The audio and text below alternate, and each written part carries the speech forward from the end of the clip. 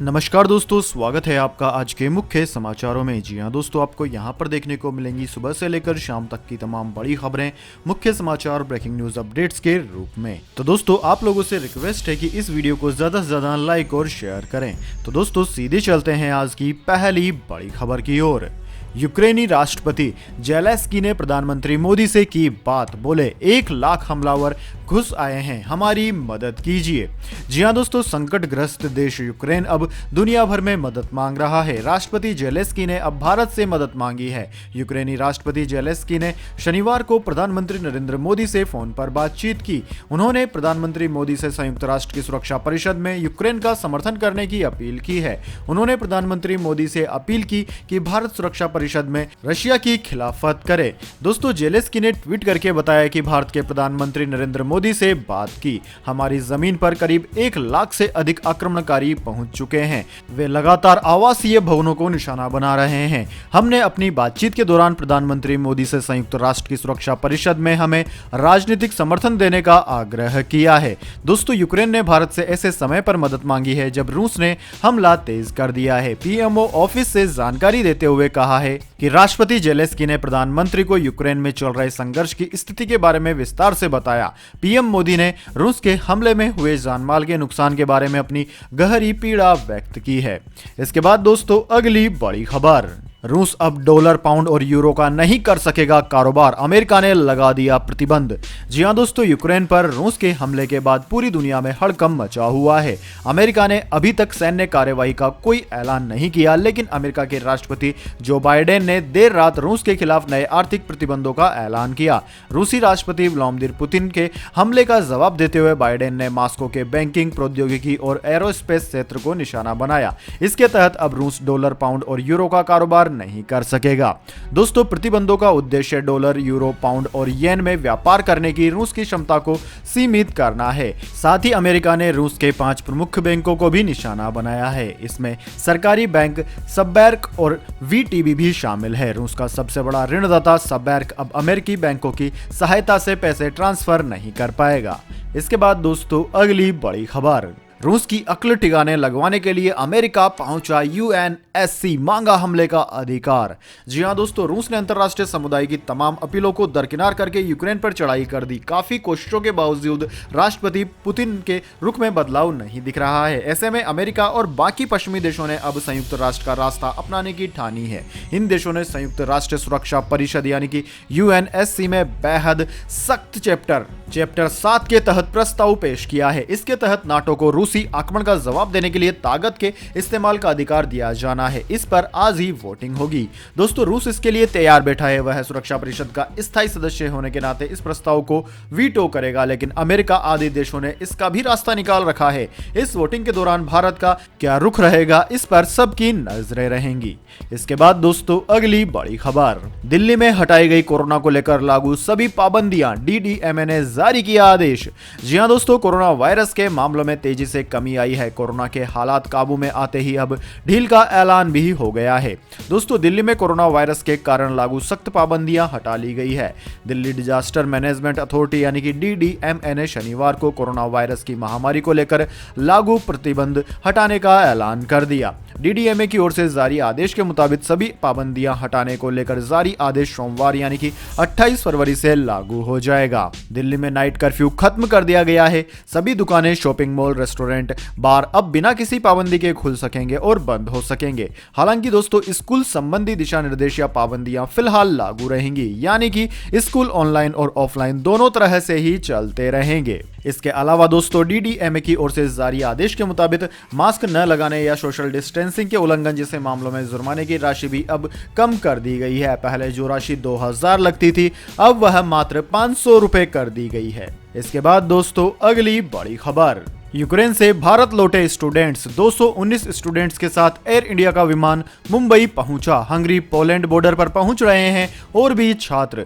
जी हां दोस्तों, यूक्रेन पर रूस के हमले के तीसरे दिन वहां फंसे 219 भारतीय छात्रों को लेकर एयर इंडिया का विमान AL 1943 आज रात 8 बजे मुंबई के छत्रपति शिवाजी महाराज इंटरनेशनल पर उतर गया। विमान ने दोपहर में रोमानिया के बुखारेस्ट से उड़ान भरी थी। इसके लिए मुंबई के एयरपोर्ट पर एक स्पेशल कॉरिडोर बनाया गया। यहां से बाहर निकलने के लिए यात्रियों को कोविड-19 टीकाकरण का प्रमाण पत्र या RT-PCR की नेगेटिव रिपोर्ट दिखानी होगी। इस बीच स्लोवाकिया में भारतीय एम्बेसी से एडवाइजरी जारी कर कहा कि यूक्रेन में फंसे भारतीय उझारोड वायसन नेमेस की सीमा से रेस्क्यू किए जाएंगे। वहीं हंगरी में भारतीय एम्बेसी ने भी सीमा से एंट्री की डिटेल एडवाइजरी जारी की है। हंगरी और पोलैंड की सीमा पर तेजी से भारतीय स्टूडेंट पहुंच रहे हैं।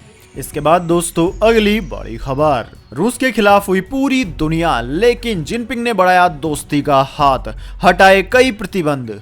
जी हाँ दोस्तों, रूस और यूक्रेन के बीच गुरुवार को जो घमासान शुरू हुआ था उसमें अब तक रूसी सेना ने भारी तबाही मचाई है। रूसी सेना राजधानी कीव की ओर बढ़ गई है। अब तक यहां 7 धमाके हो चुके हैं। यूक्रेन पर हमले को लेकर जहां बाकी दुनिया रूस के खिलाफ हो गई है, वहीं चीन के राष्ट्रपति शी जिनपिंग ने पुतिन की तरफ दोस्ती का हाथ बढ़ाया है। दोस्तों, चीन के राष्ट्रपति जिनपिंग ने व्लादिमीर पुतिन की तरफ दोस्ती का हाथ बढ़ाया। एक तरफ अमेरिका, जापान, ब्रिटेन, जर्मनी और ऑस्ट्रेलिया समेत देश रूस पर प्रतिबंध लगा रहे हैं, वहीं दूसरी ओर चीन ने रूस पर सभी प्रतिबंध हटा दिए हैं। पाकिस्तान भी रूस का समर्थन कर रहा है। चीन के जनरल एडमिनिस्ट्रेशन ऑफ कस्टम ने गुरुवार को यूक्रेन पर रूसी हमले के कुछ देर बाद इसकी घोषणा कर दी। यह कदम उस समझौते के तहत उठाया गया है जो इस महीने की शुरुआत में पुतिन और जिनपिंग के बीच हुआ था। दोस्तों, रूस दुनिया के सबसे बड़े गेहूं उत्पादक देशों में से एक है, लेकिन रूस चीन को बैक्टीरिया और कंटेमिनेशन के डर के चलते गेहूं निर्यात नहीं करता है। लेकिन अब यह समझौते के तहत दोनों के बीच में गेहूं का व्यापार शुरू हो गया है। इसके बाद दोस्तों अगली बड़ी खबर, सीएम योगी आदित्यनाथ का निशाना, यूपी में पहले ईद पर नहीं दिवाली पर होती थी बिजली की कटौती। जी हां दोस्तों, उत्तर प्रदेश के मुख्यमंत्री योगी आदित्यनाथ ने एक बार फिर से राज्य में भाजपा की सरकार बनाने को लेकर दम भरा। उन्होंने विपक्ष पर निशाना साधते हुए कहा कि पहले राज्य में बिजली का राजनीतिकरण भी किया जाता था। पहले कहा जाता था कि ईद और मुहर्रम पर बिजली होगी, लेकिन होली दिवाली पर नहीं। उन्होंने कहा कि आज इस प्रकार का कोई भेदभाव नहीं होता है। डबल इंजन वाली सरकार में लोगों को हर महीने विभिन्न वस्तुओं के साथ राशन की दोहरी खुराक मिल रही है। कुशीनगर में एक रैली को संबोधित करते हुए उन्होंने यह बयान दिया। सीएम योगी यही नहीं रुके। उन्होंने कहा कि 10 मार्च के बाद जब डबल इंजन की सरकार राज्य में बनेगी, तब उज्ज्वला योजना के सभी लाभार्थियों को होली और दिवाली में मुफ्त में रसोई गैस देंगे और सभी 60 वर्ष से अधिक महिलाओं को परिवहन निगम की बस में फ्री यात्रा की सुविधा दी जाएगी। इसके बाद दोस्तों अगली बड़ी खबर, रूस के राष्ट्रपति पुतिन ने फेसबुक पर लगाया आंशिक प्रतिबंध, देश में जनता के विरोध का डर सताया। जी हां दोस्तों, भारत और रूस के बीच द्विपक्षीय व्यापार चालू वित्त वर्ष में अब तक 9.4 अरब अमेरिकी डॉलर रहा है, जो 2020-21 में 8.1 अरब डॉलर था। दोस्तों, रूस से भारत आने वाले प्रमुख उत्पादों में ईंधन, खनिज तेल, मोती, कीमती पत्थर, परमाणु रिएक्टर, बॉयलर, मशीनरी, यांत्रिक उपकरण और उर्वरक शामिल है। दूसरी ओर दोस्तों, भारत से रूस को मुख्य रूप से दवाओं, बिजली, मशीनरी, जैविक रसायन और वाहनों का निर्यात किया जाता है। ऐसे में यह जो घमासान रूस और यूक्रेन के बीच में जारी है, उससे भारत की इकोनॉमी पर काफी फर्क पड़ने वाला है। वहीं दोस्तों एक ताजा खबर निकल के आ रही है रशिया की ओर से। जी हां दोस्तों, रशिया के राष्ट्रपति पुतिन ने यूक्रेन के साथ मच रहे घमासान के बीच में एक बड़ा कदम उठाया। रूस ने फेसबुक पर आंशिक प्रतिबंध लगा दिया है। हाल ही में फेसबुक ने यूक्रेन पर रूस की सैन्य कार्रवाई के मद्देनजर क्रेमलिन समर्थित मीडिया पर रोक लगा दी थी। माना जा रहा है कि इसी कार्रवाई के खिलाफ रूस की तरफ से प्रतिक्रिया व्यक्त की गई है। इसके बाद दोस्तों अगली बड़ी खबर, अगले 5 दिन इन राज्यों में होंगी बारिश, छाए रहेंगे बादल। इंडियन मेट्रोलॉजी डिपार्टमेंट ने किया अलर्ट जारी। जी हां दोस्तों, एक तरफ जहां सर्दी कम होना शुरू हो गई है, तो दूसरी तरफ बारिश ने लोगों की मुश्किलें बढ़ा दी है। भारतीय मौसम विज्ञान विभाग यानी कि इंडियन मेट्रोलॉजी डिपार्टमेंट ने अनुमान जताया है कि 3 मार्च तक उत्तर पश्चिमी भारत में हल्की से मध्यम बारिश होगी। वहीं पहाड़ी इलाकों में बर्फबारी के भी आसार हैं। दोस्तों, मौसम विज्ञान विभाग के मुताबिक 28 फरवरी से 3 मार्च के बीच पश्चिमी हिमालय क्षेत्र में हल्की से मध्यम बारिश हो सकती है। इसके अलावा इन इलाकों में बर्फबारी होने की भी संभावना है। वहीं दोस्तों 2 मार्च को उत्तर पश्चिम भारत के आसपास के मैदानी इलाकों में भी भारी बारिश हो सकती है। इस दौरान पंजाब, हरियाणा, उत्तर प्रदेश और दिल्ली में बारिश होने की संभावनाएं हैं। इसके अलावा दोस्तों जम्मू कश्मीर और लद्दाख में शनिवार को हल्की बारिश के साथ बादल छाए रहे। मौसम विभाग ने एक बयान में कहा कि 2 मार्च तक जम्मू कश्मीर और लद्दाख में बादल छाए रहने की संभावना है और अगले 5 दिनों के दौरान मौसम बदलने का कोई अनुमान नहीं है। इसके बाद दोस्तों अगली बड़ी खबर, भारतीय तेल कंपनी इंडियन ऑयल ने श्रीलंका में पेट्रोल 20 और डीजल 15 रुपए महंगा किया। क्रूड में तेजी के बाद कीमतों में लगी आग, भारत पे क्या होगा असर, जाने दोस्तों इस वीडियो में। लेकिन उससे पहले मेरी आपसे एक छोटी सी रिक्वेस्ट, अगर दोस्तों आपको अभी तक हमारी न्यूज पसंद आई है तो इसे एक छोटा सा लाइक जरूर दे दें। और दोस्तों अगर आपको पसंद नहीं आई है तो बेशक आप डिसलाइक भी कर सकते हैं, लेकिन दोस्तों लाइक और डिसलाइक जरूर कीजिए, क्योंकि दोस्तों यही हमारी मेहनत का फल होता है और इसी से हमें पता चलता है कि आपको हमारी वीडियोस पसंद आ रही है या नहीं। तो दोस्तों जल्दी से जान लेते हैं क्या है पेट्रोल डीजल के हालचाल। दरअसल दोस्तों अंतर्राष्ट्रीय स्तर पर क्रूड की कीमतों में रिकॉर्ड उछाल आने के बाद इंडियन ऑयल कॉर्पोरेशन की सहयोगी कंपनी ने श्रीलंका में पेट्रोल डीजल के रेट में इजाफा कर दिया है। कंपनी की तरफ से विश्व स्तर पर ईंधन की कीमतों में इजाफे का हवाला देते हुए शनिवार को पेट्रोल 20 रुपए और डीजल 15 रुपए तक महंगा कर दिया गया। दोस्तों लंका इंडियन ऑयल कंपनी ने इस महीने श्रीलंका में दूसरी बार ईंधन के दाम में इजाफा किया है। अब यहां पेट्रोल के रेट बढ़कर 204 रुपए प्रति लीटर और डीजल 139 रुपए प्रति लीटर पर पहुंच गया है। दोस्तों श्रीलंका के वित्त मंत्री बासिल राजपक्षे नई दिल्ली के साथ और आर्थिक राहत बंदोबस्त पर बात करने भारत के दौरे पर आने वाले थे। दोस्तों आपकी जानकारी के लिए बता दें, फिलहाल राजपक्षे का यह दौरा अभी और टल गया है। इस बीच श्रीलंका LIOC यानी कि श्रीलंका इंडियन ऑयल कॉर्पोरेशन ने दामों में बढ़ोतरी कर दी। आपकी जानकारी के लिए बता दें, इंटरनेशनल मार्केट में क्रूड ऑयल की कीमत 7 साल के हाई लेवल पर पहुंच गई है। इसके बाद दोस्तों अगली बड़ी खबर, गोल्ड सिल्वर प्राइस टुडे, औंधे मुंह गिरे सोने और चांदी के दाम, सस्ता होने में टूटा 1 साल का रिकॉर्ड। जी हां दोस्तों, रूस की तरफ से यूक्रेन पर हमला किए जाने के बाद सोने और चांदी के भाव में एक दिन में बड़ी तेजी आई थी, लेकिन कीमत में तेजी कुछ ही घंटों में जमीन पर आ गई। शुक्रवार को सोने चांदी की कीमत में बड़ी गिरावट देखी गई। दोस्तों बताया जा रहा है कि दोनों कीमती धातुओं के रेट में यह पिछले 1 साल की सबसे बड़ी गिरावट है। वहीं दोस्तों दूसरी तरफ शुक्रवार को शेयर बाजार भी 7 दिन की मंदी से बाहर निकला और हरे निशान के साथ बंद हुआ। Indian Boolean and jewellers association की वेबसाइट के अनुसार शुक्रवार को सोना 1873 रुपए प्रति 10 ग्राम सस्ता होकर 50,667 रुपए प्रति 10 ग्राम पर पहुंच गया। वहीं दोस्तों चांदी की बात की जाए तो चांदी 2,975 रुपए प्रति किलोग्राम की बड़ी गिरावट के बाद 65,174 रुपए प्रति किलोग्राम पर बंद हुई है। इसके बाद दोस्तों अगली बड़ी खबर, LIC के IPO पर मोदी सरकार का बड़ा फैसला, 20% FDI को दे दी मंजूरी। जी हां दोस्तों, कैबिनेट ने LIC IPO लाने की तैयारी में जुटी LIC में ऑटोमेटिक तरीके से 20% तक प्रत्यक्ष विदेशी निवेश यानी कि FDI की शनिवार को मंजूरी दे दी।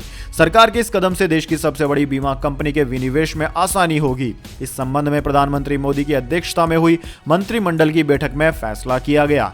सरकार ने LIC के शेयरों को IPO के जरिए शेयर बाजार में लिस्टेड करने की मंजूरी दी है। दोस्तों विदेशी निवेशक भी इस मेगा IPO में भाग लेने के इच्छुक हो सकते हैं। हालांकि मौजूदा FDI नीति के तहत LIC में विदेशी निवेश का कोई विशेष प्रावधान नहीं है, जो LIC अधिनियम 1956 के तहत गठित एक संवैधानिक निगम है। लेकिन दोस्तों इस समय FDI नियम के अनुसार सरकारी अनुमोदन मार्ग के तहत सार्वजनिक क्षेत्र के बैंकों में विदेशी निवेश की सीमा 20% है। इसलिए LIC और ऐसे अन्य कॉर्पोरेट निकायों में 20% तक विदेशी निवेश यानी कि FDI को मंजूरी देने का फैसला किया गया है।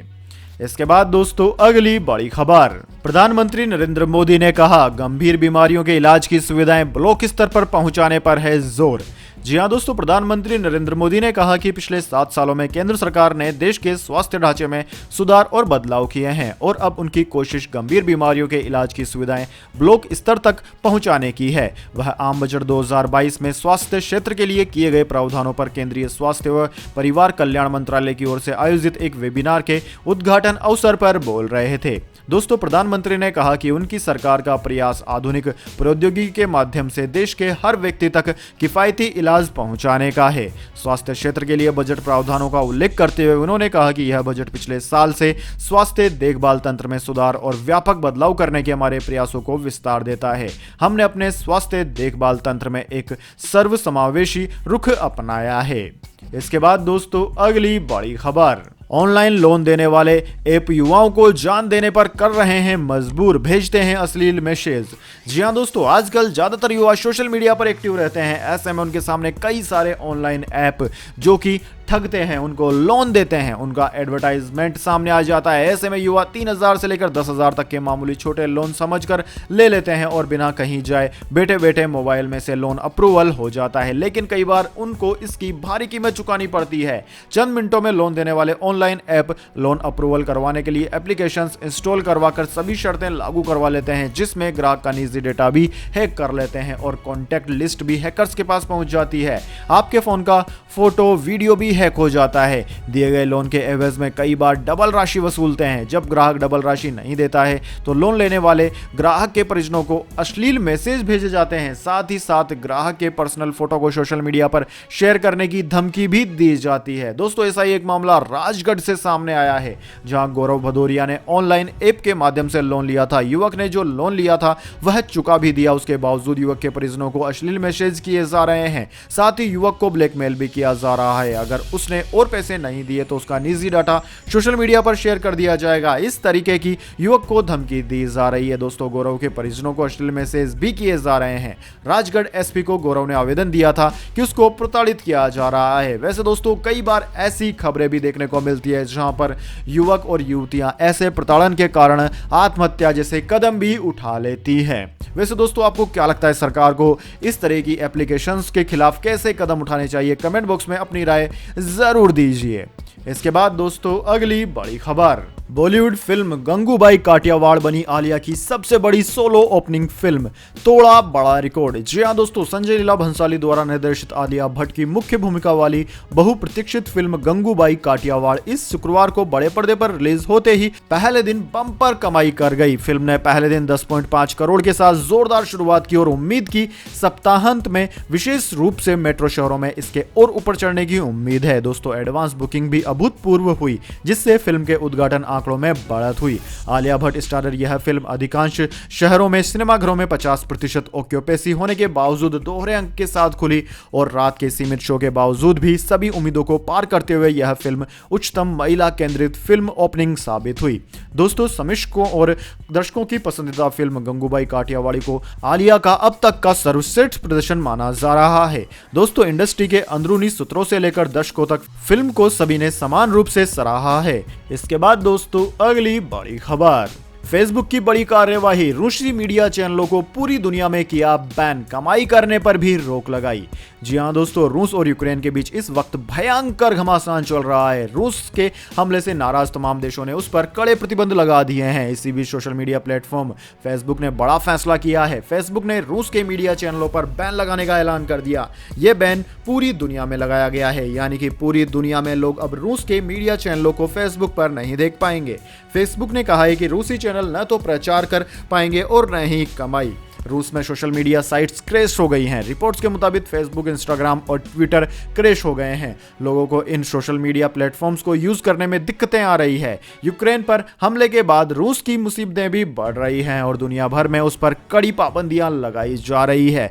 वैसे दोस्तों, आपको क्या लगता है कि रशिया और यूक्रेन में से कौन सा सही है? अगर आप रशिया को गलत मानते हैं तो रशिया पर क्या क्या पाबंदियां पूरी दुनिया को लगाई जानी चाहिए? कमेंट बॉक्स में अपनी राय जरूर दें। वैसे दोस्तों, आपकी जानकारी के लिए बता दें, अमेरिका, ब्रिटेन समेत 28 देशों ने यूक्रेन को मेडिकल सप्लाई के साथ सैन्य सहायता देने पर सहमति जताई है। इसके साथ ही इन देशों ने यूक्रेन को हथियार भी मुहैया कराने की बात कही है। रूसी सैनिकों की ओर से किए जा रहे हमलों में भारी संख्या में लोग हताहत हुए हैं और वहां पर स्थानीय आम लोग भी काफी मात्रा में हताहत हुए हैं।